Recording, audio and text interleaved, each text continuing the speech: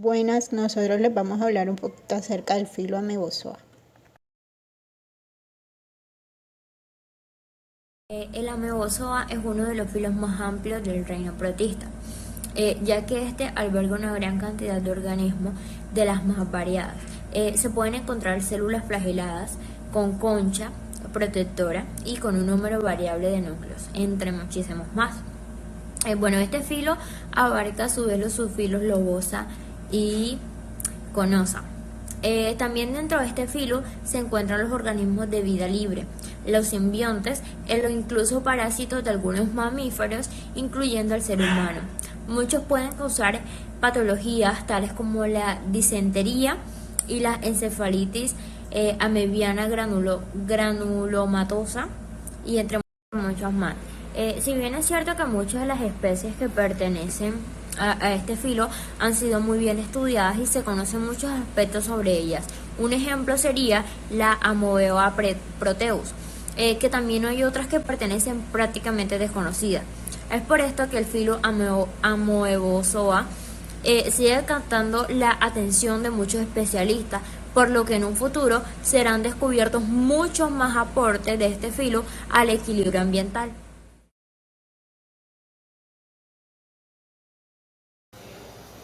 La taxonomía del reino amebozoa es la siguiente: dominio Eukarya, reino protista, filo amebozoa.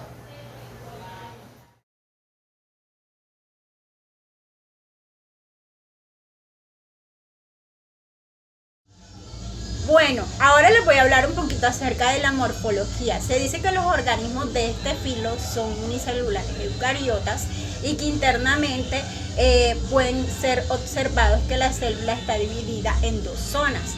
Una esférica y transparente que se conoce como ectoplasma y una interna que se conoce como endoplasma. De igual forma, dependiendo de la especie, las células pueden tener varias presentaciones. En ocasiones estas presentan una cubierta conformada pues por una membrana simple o una capa de escamas. También pueden tener una cubierta mucho más rígida y esta es conocida como concha, o simplemente puede que no presenten ninguna de estas estructuras.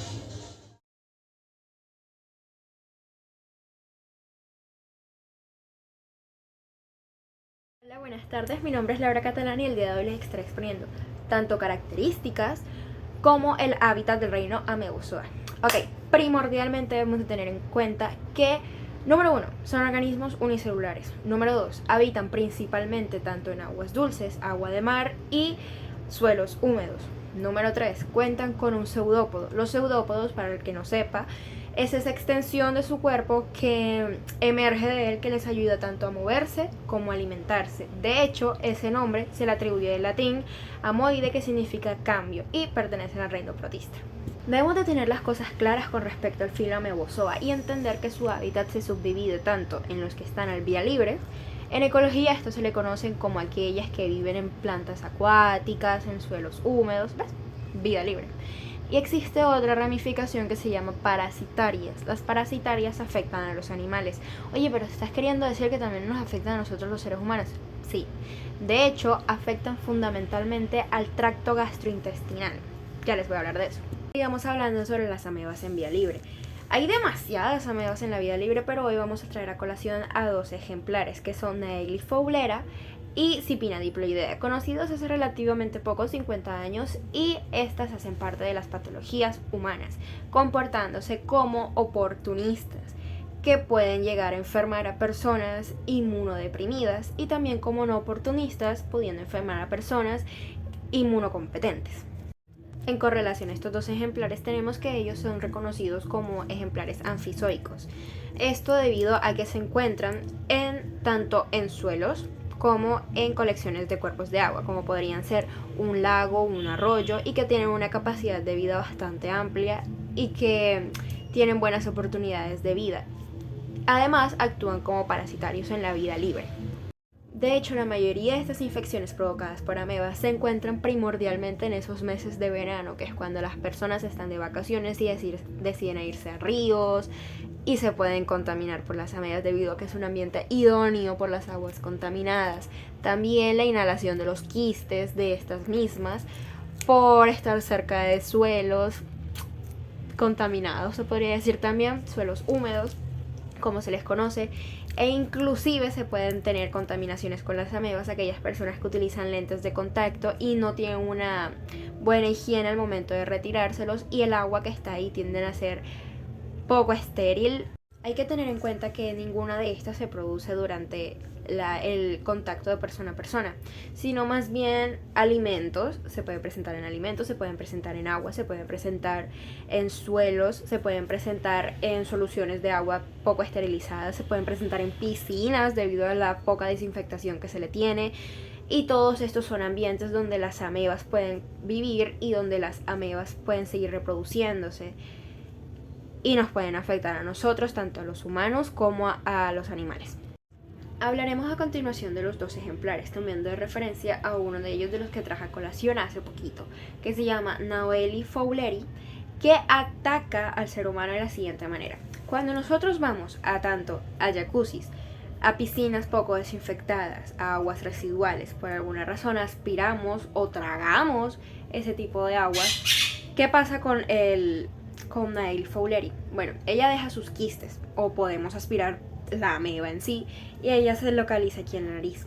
¿Qué pasa? Que ella se aferra a la mucosa nasal, y después de destruir la fibra fibrosa de la nariz, puede seguir su trayecto hasta el cerebro, trayendo consigo una meningoencefalitis aguda, que en la mayoría de veces resulta la muerte.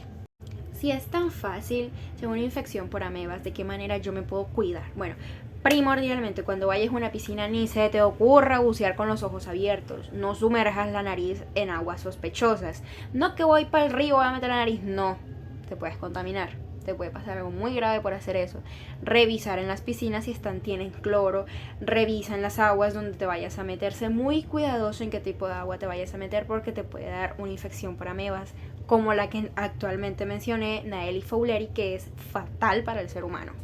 Nosotros los seres humanos debemos de tener un especial cuidado con las amebas, debido a que es muy fácil tener algún tipo de infección por ellas y lo fatal que llega a ser para nosotras. Hay una que se llama amebiasis, que incluye náuseas, diarrea, dolor de cabeza, y si no se trata, si eso se sigue, eso sube al torrente sanguíneo y llega hasta el hígado, causando un absceso hepático, que es que el hígado le sale un absceso, y en su mayoría de casos esta hay que ser operada o una sonda por tu piel o por acá por la garganta para drenar el absceso. Así que cuídense muchísimo y tengan mucho cuidado con dónde van y qué van a hacer, y estén muy pendientes tanto del agua como del suelo si van a salir, y sobre todo en verano, que es donde más está la proliferación de las mismas. Bueno, esta ha sido mi exposición tanto de las características como del hábitat, cómo afectan a nosotros, a los seres humanos, y pues la prevención.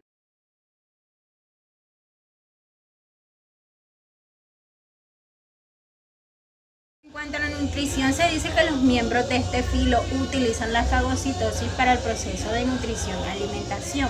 Es aquí donde los pseudópodos juegan un papel fundamental, ya que cuando reconocen una partícula alimenticia, estas la rodean y la encierran como una especie de bolsa que queda atrapada en el interior de la célula.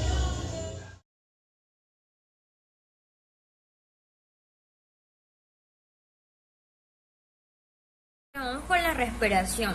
Estos organismos que forman parte de este filo son variados y diferentes. También coinciden en ciertos puntos clave, ya que la respiración es uno de ellos. Estos organismos no tienen órganos especializados para el proceso de respiración. Por lo tanto, recurren a mecanismos más sencillos para satisfacer sus necesidades de oxígeno. El mecanismo mediante el cual ocurre la respiración en células del género Amoebozoa es la respiración directa, afianzada en el transporte pasivo de tipo difusión simple. En esta el oxígeno se desplaza al interior de la célula atravesando la membrana plasmática. Este proceso ocurre a favor del gradiente de concentración, es decir, el oxígeno va a pasar de un sitio en el que está muy concentrado hasta otro en el que no lo está. Una vez dentro de la célula, el oxígeno es empleado en diversos procesos celulares, algunos de los cuales son fuente de energía, producto de la utilización del oxígeno.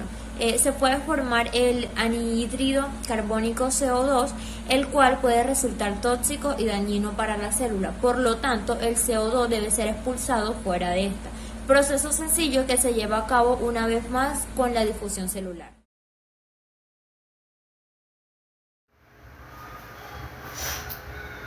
La reproducción. El método más frecuente de reproducción entre los organismos de este filum es la forma asexual. Esta no involucra ningún tipo de material genético entre las células, ni mucho menos la fusión de gametos. Este tipo de reproducción consiste en que una sola célula progenitora va a generar dos células que genéticamente y físicamente van a ser exactamente iguales a la que las originó. En este caso de los miembros del filum Amebozoa, el proceso más frecuente de reproducción asexual que emplean es la fisión binaria. El primer paso de este proceso es la duplicación del material genético. Este es necesario porque cada célula resultante debe tener la misma carga genética que la progenitora. También, una vez que se ha duplicado el ADN, cada copia se ubica en los extremos opuestos de las células. Esta comienza a alargarse hasta que su citoplasma comienza a experimentar una estrangulación, hasta que finalmente quedar dividido, dando origen a dos células exactamente iguales. Hay unas pocas especies de este filum que se reproducen por la vía sexual. En este caso ocurre un proceso llamado singamia o fusión de gametos, que implica la unión de células sexuales.